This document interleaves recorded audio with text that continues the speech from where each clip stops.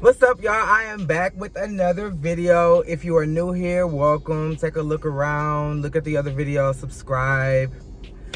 And if you are returning, welcome back. Y'all, I just want to vent. There is no particular direction I want to take this video. I just knew I hadn't talked to y'all in a while and I needed to check in.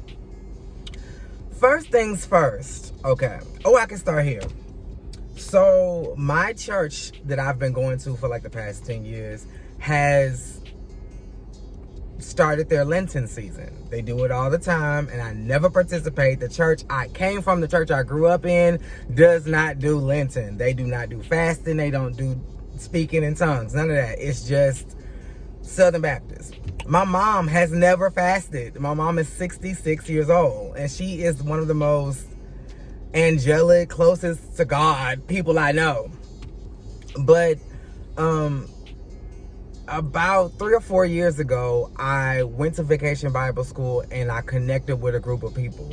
It started off being like maybe 15 people and it dwindled down to 6. And we call ourselves Tribe 207 because we all met in room 207 during Vacation Bible School.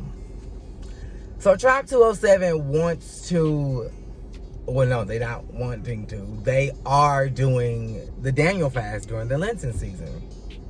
And this is not the first time. They have been doing it every year that we've been doing each other. And they sometimes just fast just because, okay? I feel like God is doing a mighty thing, so let's fast. And I never participate. And it's not because I don't want to. I personally, given my mom's journey and just what I've grown up to know about God, I don't see it as a necessary factor, you know, like speaking in tongues. I've never spoken in tongues except for that one time I went to that church that got put out of church. Not put out of church, but I got, how can I put it? I got expelled from a church. My membership was revoked. I'll get into that. But at that church, I went up to the front for prayer. They put oil on my head and this man slapped my stomach. And he ended up going to the church I'm at now. So weird. But he was like, come on, speak it. And I wouldn't speak it. He took his hand and slapped my fucking stomach so hard. And he was like, out of your belly, speak it. I was just like, I felt like Mama Pain. Because, bitch, I was not speaking in tongues then. And I never have since. I don't know how. So, because I don't have that as part of my walk, and I'm perfectly fine with my relationship with God, I figure the same must go with fasting. Saying all that to say, have you ever been a part of a friend group that you feel like is progressively going in a direction that you may not be going in? Like, we meet up every month. Well, we're supposed to meet up every Monday via phone. We do like a little group hangout once a month. And of course, we all go to the same church. A lot of times, between working and door dashing, I don't have the time to check in every Monday, but I try to, you know, and we have a group chat. I don't check in every Monday, but I do try to be as included as possible. And it's just like I couldn't always make it to the events because either I was struggling financially or I didn't have a car. And I don't know about y'all, but there's only so many times I'm gonna feel comfortable with always needing a ride. And then sometimes I need a ride and for y'all to come through financially because I don't have it. And thank God I am around this circle of friends who are like, no, we want you to come so badly that we're gonna fit it in our schedules to pick you up and we're gonna work way around it, you know, to get this paid for you so you can be a part of the experience. And I love that and I appreciate it. But as a black man, that just does not work for me. That just does not. Take gay out of it. Take Christian out of it. And Lord, I don't really mean that. But, you know, like, exclusive of me being a Christian and exclusive of me being gay, as a black man, that's just not something I'm comfortable with. My mom and dad have always taught me to have something in my pocket when I leave that house. Or if I don't have anything to put in my pocket, stay your black ass inside of the house. Like, I'm not going to go anywhere without money. More than enough. If something is $20, I want to have at least 40. Just in case something may move or shake and I may need to, you know, I don't know. But between the meetups and just where they are spiritually, I just feel like they're light years ahead of me. And I feel like we're in two different places. And I'm trying to keep up. And I'm not going to lie to y'all. One of the members, like the one who kind of spearheads the group and is kind of like the secretary of the group, love her down. She's actually the one who gave me the recommendation for my job that I have now. And we'll get into that. I think that's what I want to talk to y'all about. She has reached out to me before and was like, hey, no hard feelings. I want to come to you privately. If you want to back out of the group and, just kind of create some space and, some distance and, kind of do your own thing for a while, we're totally okay with that. And I was like, no, because at the end of the day, I do benefit from having this group of friends. Like, I pray more. I know more about God. I'm a part of a Bible plan to read the Bible throughout the year because of them. A lot of things that I do as far as my walk with Christ and getting closer to God is because of them. So I really do benefit from it and I appreciate it. But at the same time, I have to be realistic. If you've come to me about this privately, it's not because you're the only one who feels this way. Y'all probably have had discussions about it. And I just don't know if it's conducive for me to have a circle of friends that don't get me. I'm not going to always be around. I'm not going to always be communicative. I'm not going to always talk. And it doesn't mean that something is always going wrong. Sometimes I just have seasons where I'm just like doing me. And it's no hard feelings. Now, I figured, it should be normalized because a lot of people do it. Megan Thee Stallion was just talking about how she do it sometimes. Sometimes we just kind of unplug from everybody. My other group of friends that I met when I was working at Nordstrom, those are my lifelong friends, and we don't talk all the time. A lot of times we only be checking in for holidays, natural disasters, and birthdays. And we go on about our lives, and the love doesn't diminish. It doesn't tarnish. It doesn't get polluted. We understand that we have lives. We're grown now. But I think that the commitment that this group requires is just something that I am not sure I can handle. This is a group of friends who are on that next level. It may be one or two of us, me included, that is not in the best situation financially. Like, everybody is okay. They driving like Lexuses. They living in nice homes. They are, we got some people in this group, and it's just like, do I even measure up? How do I fit in, with this group? Because I'm still finding my footing. Like, I'm not finna stay as a mail processor. I'm finna talk to y'all about it now. Like, my heart is either in HR/administration or the medical field. That's where my heart is. Because I want to make a difference. I want my job to be meaningful. I want to like what I do. But I don't know. I'm saying it to say I'm still figuring it out. I'm still trying to find my footing and place my print on wherever I'm going to end up as far as a career is concerned. These people have already found theirs, and they are doing exceptionally well. And it's just like, I don't know. I just need y'all advice on that, because I'm confused as to what to do. Because now I'm starting to think, once she gave me that out, as she called it, I should have just taken it and just, been a distant friend. I don't know. I just don't know. Now, work. Okay. So, we already know that I'm contracted. This is not a permanent position. They said 6+ months, but I don't know. Contract means you don't get PTO. You don't get paid holidays. You don't get 401k. / retirement matchup or whatever it's called. You don't get benefits. So that's dental, health, mental health, eyes. You don't get those benefits. So you really are just showing up to receive a check. That's the only trade-off. You don't get any incentive for being an employee at whatever company you end up at. Also, y'all know that there is no promise that you will get offered a permanent position soon, if ever. I have heard stories of people getting offered a position within 8 or 9 months. Whereas I've also seen with my very own eyes, my coworker who has been there since July of last year not get any offers for being permanent. And I spoke to him and I asked him that specific question today before we left work. have they ever talked to you about being permanent? He said, no. You're coming up on a year. And you have nothing to show for working at this company. Now, some staffing companies will give you their version of benefits after being with them for so long, but that's not what I'm looking for. And plus, I don't want to be at a staffing company until I retire. I'm 30. I'll be 35 in August. No. On top of the fact that y'all know the time is up and down as far as how long you're going to be there. Some days we work a full 8 hours. There have been 2 days where we worked an hour over. I clocked overtime once since I've been there, and I started January 6th. But most days, you know, if there's no work, then you leave early. Remember how I told y'all I asked my coworker today, have they offered him a permanent position before we left work for the day? It's 2:01. My schedule today was supposed to be from 6 to 3. Now, it may be 2:01 now, but when I clocked out, it was 12:30. So I only got 6.5 hours. And that was because I decided that I was like, well, coworker, we only got X amount of work left. We can finish this in about 30 minutes. So let's skip our lunch for now, or let's push it back and finish this.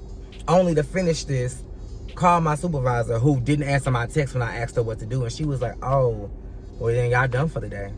Just like that. So my day is done. I luckily will DoorDash later to make up, you know, some extra money, but I'm done. And I don't have any PTO to plug in the rest of the time. And I'm, you know, so I'm dealing with that. On top of the fact that about a week ago, I started having like bad back pain. Now, I go back and look at my video about, you know, how to be a mail processor and what my day looks like. But y'all know that I'm physical at least twice a day. So that physical part, I guess, has taken a toll. And then the actual work that I do when I'm sitting at my desk, I don't know if I've pulled a muscle. I don't know. My back is hurting now. It's just not as severe. I've been taking ibuprofen. I've been taking back pain pills. My dad and my boyfriend suggested that I get a back brace, but then I'm thinking I'm not permanent, so I don't want to start buying materials that I need for a temporary job.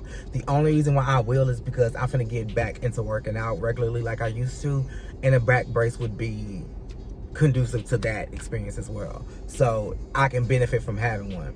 But yeah, my back has been hurting. And guess who can't go to the doctor because they have no health coverage through the employer that they're with?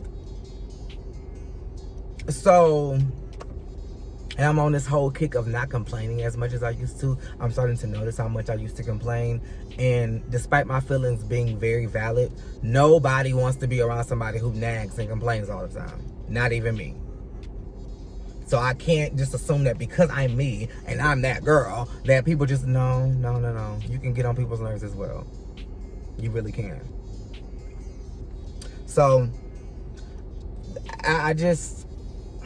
I'm over it. I've been applying to jobs every day because in my respective field, because this ain't it.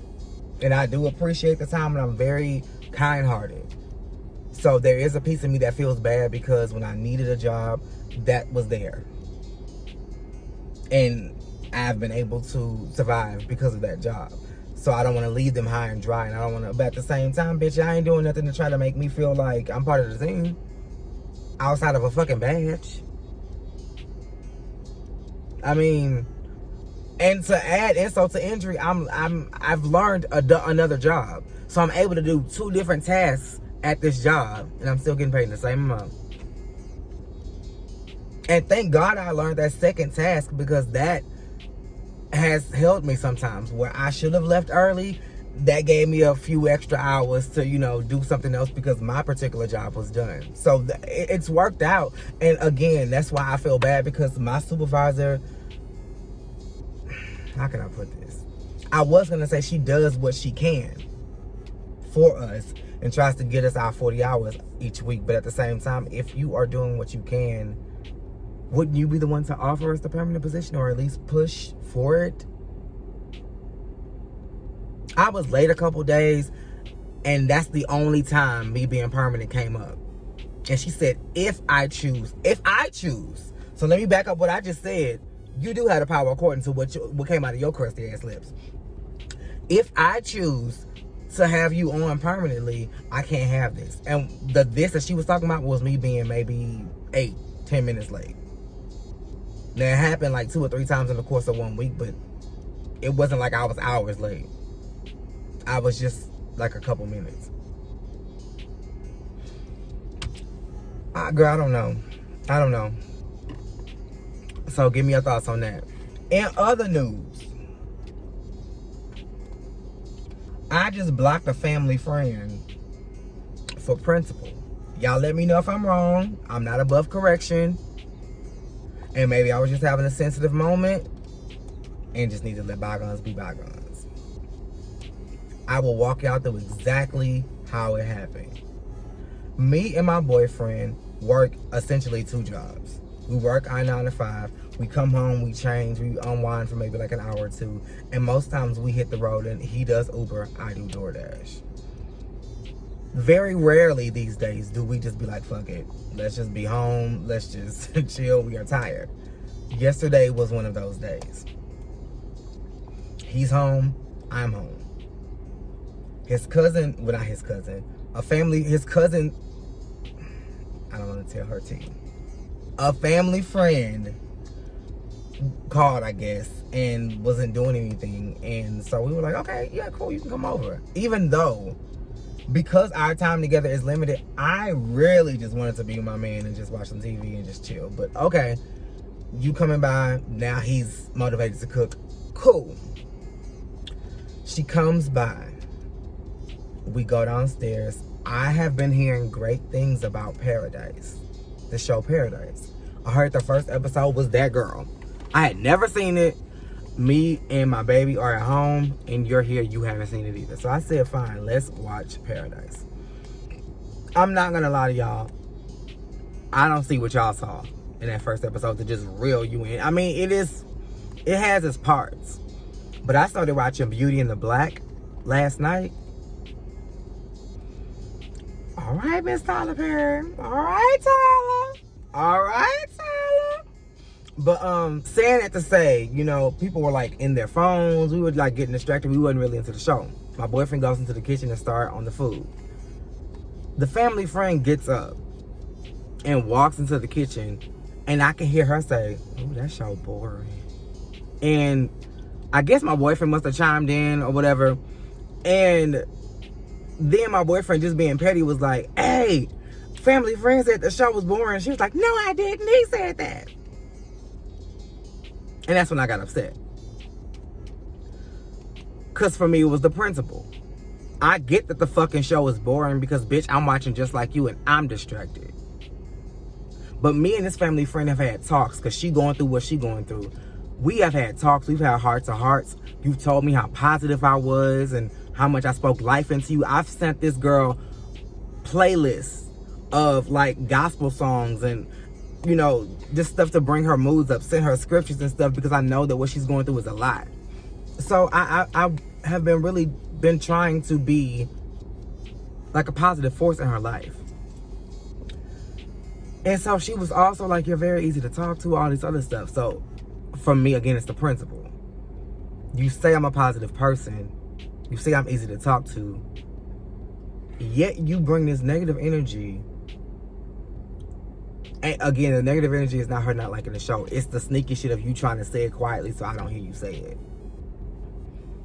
And then if we're friends and I'm so easy to talk to, why you just couldn't say, "Hey, Kat, this ain't it. Can we watch something else? Or let's start Beauty in the Black." You know, like anything. But for you to just...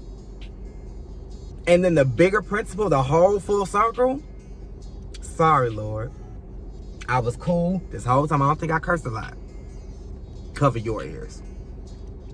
What the fuck you not gonna do is come in my house and disrespect me.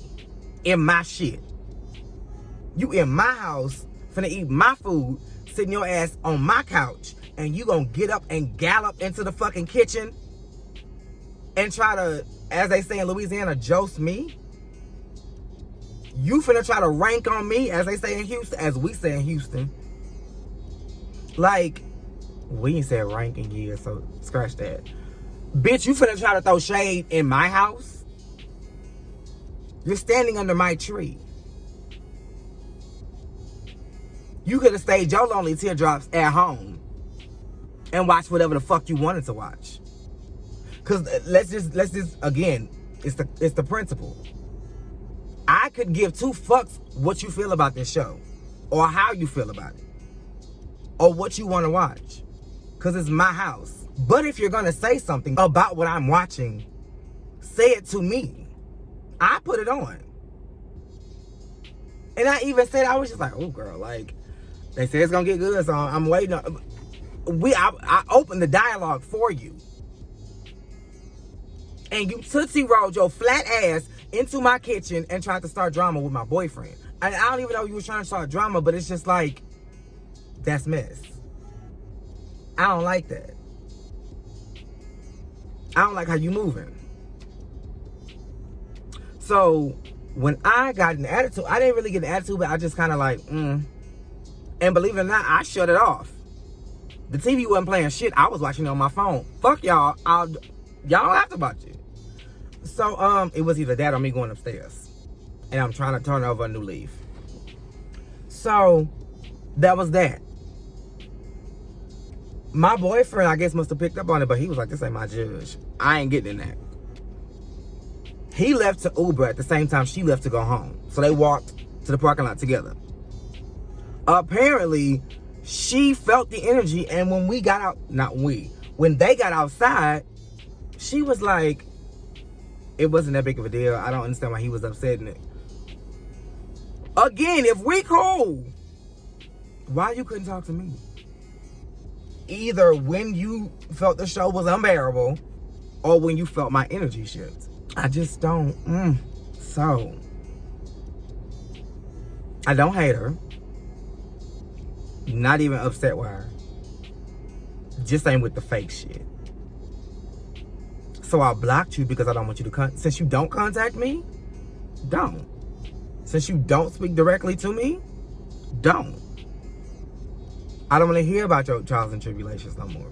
And I'm gonna be shady. Again, I'm sorry, Lord. Cause she like the hey friend. No, he's your friend. I'm just his boyfriend. Cause if I'm so easy to talk to, you never fucking call me. And you couldn't communicate to me that you didn't like the show. I heard you say it to my boyfriend, and then you lied. At your big ass age, you lied. For what? And why were you saying it on the low?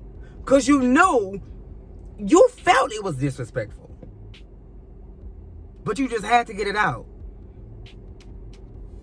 As you wiggled and wobbled your way into my kitchen to see what my boyfriend was cooking to stuff down your fucking throat. And it ain't because she's non-confrontational. I fixed some. Me and my boyfriend both had appetizers because we was hungry well before she got there.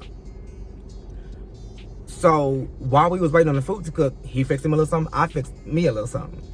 She had no problem saying, y'all just gonna eat in front of me, So you okay with throwing shade directly. But when it came to just me by myself, you gone. Now, I can understand how sometimes I may come across as intimidating.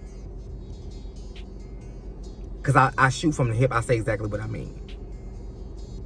And there's no other way to say it. I'm going to say what I mean. But I just don't know what to do. Y'all give me insight on that as well, because... And let's just keep it a buck. I'm not missing no sleep if we never speak again. My life will change in no way if we never speak again. They can keep talking because she ain't done shit to him. And again, I may get over it because it's just not that big of a deal. It may just require a conversation and for me to set that boundary. Don't get disrespectful in my house. But as of right now, she blocked because I don't want to hear shit from her. I don't want my boyfriend to be like, hey, call Kat real quick. Or say, no. And if you do reach out, I want you to know you blocked. Because I would much rather you feel the energy and come to me so I can be like, I'm glad you asked. And then light your ass up. Because I just feel, I don't know. I'm not an approacher. I'm somebody who's very easy to talk to, but I don't approach. I don't start the conversation. So for me to walk up to her and be like, hey girl, let me tell you, But that's really all I had. I heard Miss Wendy Williams say, bitch, y'all got me fucked up. Somebody gonna get me the fuck up out of here. I don't know if she out officially, but I heard the process has been started. That's pretty much all I got. Did I just witness a weed transaction? Yeah, that's all I got. Love y'all. Thank you for watching. Make sure you are liking, commenting, subscribing, and keep streaming my music, because I am just like, y'all are really listening to it. I know half the streams come from me because I listen to my shit at least once a day. At least once while I'm at work, because I just love that album. But until next time, same place, same time.